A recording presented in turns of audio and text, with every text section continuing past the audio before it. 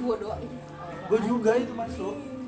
Hai guys, welcome back to Cea Project. Gini dong, kemarin gue upload ini nih di Instagram gue. Gue lagi pengen banget dengerin keluh kesah orang gitu kan waktu itu. Terus habis itu ada nih yang ngirim-ngirim cerita-ceritanya ke gue. Terus ada yang nge-aks gue juga. Kita bacain ya. Ntar lu bantu kasih masukan juga. Yang pertama ya dok. Wait, iya. Nggak live stream gue lah.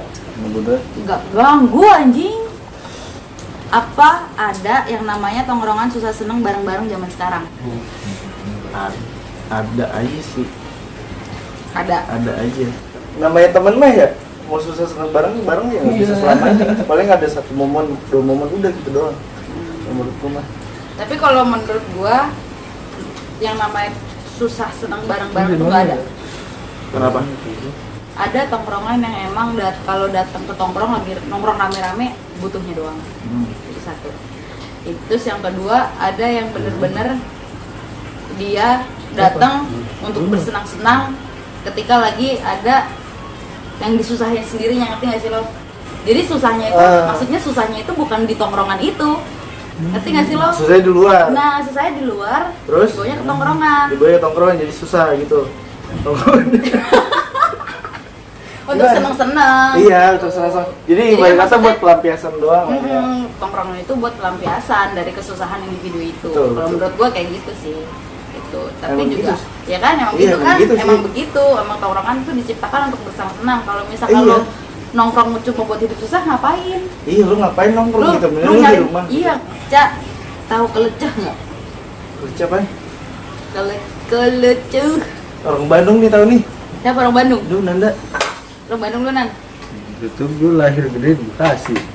Orang Bapaknya Bekasi. orang Bandung. Hanya bapaknya. Oh, nggak tahu. Tahu Bang Koboy. Oh. Nih, usul dan kasih masukan ya. Coba ngobrol-ngobrol sama Tit tentang gimana caranya doi bisa stop narkobi. Gampang itu sebenarnya. Rasanya sih, Cak. Sebenarnya rasanya gue ngomongin ya. Iya. Ada pertanyaan tadi, coba ngobrol-ngobrol sama si ini, gimana caranya dia bisa stop narkoba lah.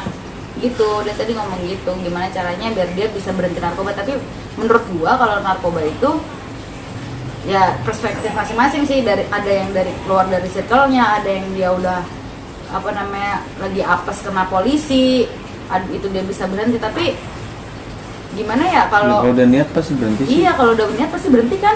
Iya, tergantung. Nggak perlu alasan. Nggak perlu alasan kan, nggak perlu gimana Sebenarnya, caranya kan. Iya. Harus ada rasa takut sih. Nah juga. Iya. Kalau Intinya menurut niat. gue sih harus ada rasa takut. Tapi sebenarnya gue masih bertanya-tanya, tau kan kalau di pasal itu ada tuh ditangkap karena penyalahgunaan narkoba. Pembenarannya kayak apa sih? Nah, pembenaran itu gimana sih? Ditangkap karena Penyalahgunaan narkoba. Pembenarannya gimana? Iya, pembenaran kan ada salah ada benar gitu loh, Dok. Kalau pembenarannya narkoba itu diapain? Sampai Oh, sekarang iya. pun, sampai sekarang pun penelitian tentang ganja itu belum di ACC.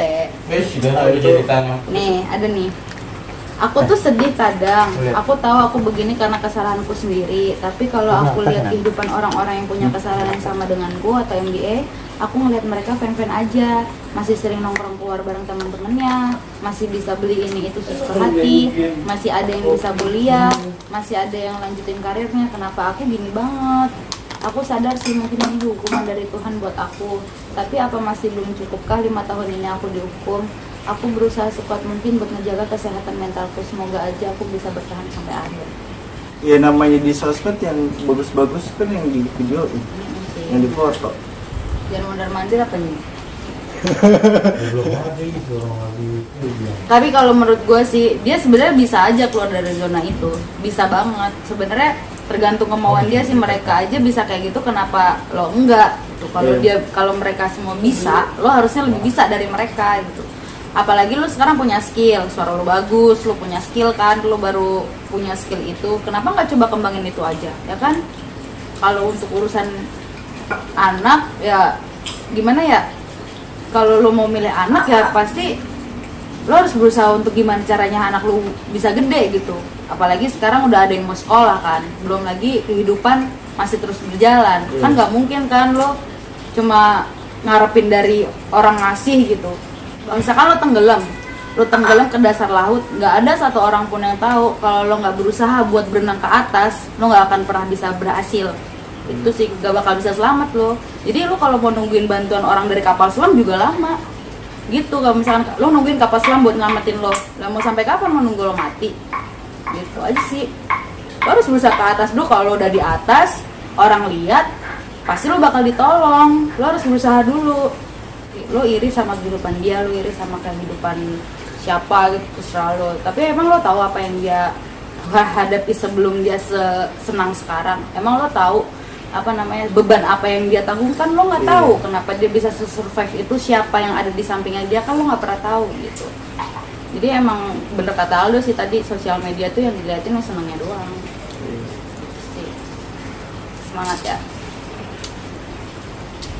Next. Wih, panjang nih.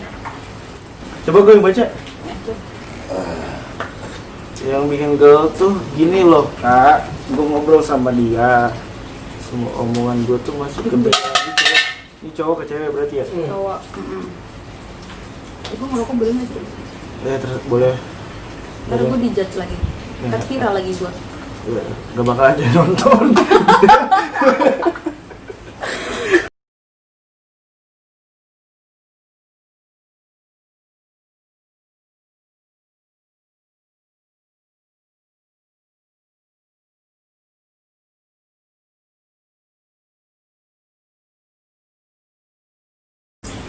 Menurut lo nih, Menurut gue, cowoknya harus gimana nih ya si A ini? ya kalau sayang mah harus sabar aja terus.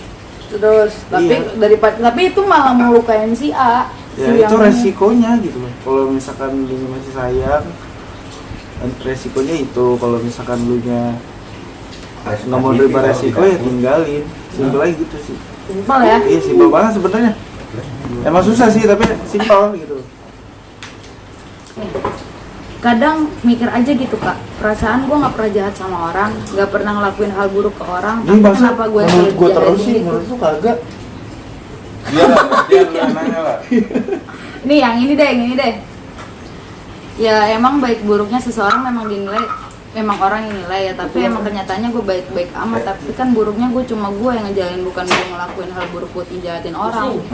Terus? Tapi dari semua perjalanan itu semua gue selalu berpikiran positif sih. Tuhan nggak bakal ngasih cobaan melebihi kemampuan umatnya, dan semua pasti bakal ada hikmahnya. Itu aja sih yang gue tanamin di pikiran gue. Baik buruk baik buruk seseorang itu emang nggak perlu penilaian sih untuk baik buruk lo gitu. Ya kalau misalkan Enggak, ingin dia berbuat baik, gue tuh pengen julid terus. Kalau gue sih, ya gue pengennya julid sih. Udah mau support gitu. sabar. Iya, maksudnya kalau lo berbuat baik, ya baik buruk ya itu kata tadi gua, baik buruk Iya. seseorang tuh lo nggak perlu mikirin. Lo udah misalkan lo udah berbuat baik semaksimal mungkin menurut lo, tapi kalau menurut orang yang lo baikin ini lo belum bisa dibilang baik, ya gimana, kan tergantung Iya. perspektif orang masing-masing Iya, kan. berarti kalau misalkan Mana orang baik. jahat lu harus jahat gitu ya, kagak. Ya enggak, ya. Udah. Ya lu try to be a good boy, good man, good person aja.